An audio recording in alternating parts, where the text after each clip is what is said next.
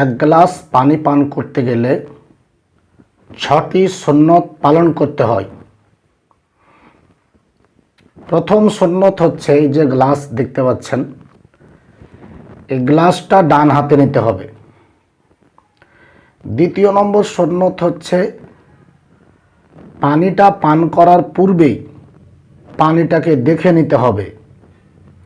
তৃতীয় নম্বর সুন্নত হচ্ছে পানিটা পান করার পূর্বে বসে যাবেন।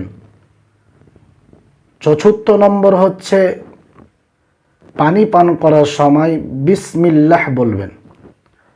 পঞ্চম নম্বর হচ্ছে 3 নিঃশ্বাসে অর্থাৎ 3 শ্বাসে প্রথমে পানি পান করলেন, তারপরে গ্লাসটা মুখ থেকে সরিয়ে নিলেন,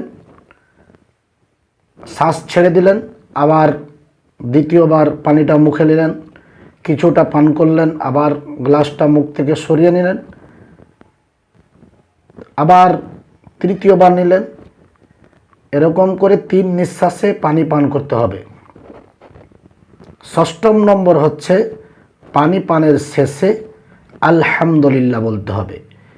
এই সুন্নাতগুলো প্রচুর পরিমাণে শেয়ার করুন, যাতে নিজে জানতে পারবেন, অন্যকেও জানাতে পারবেন।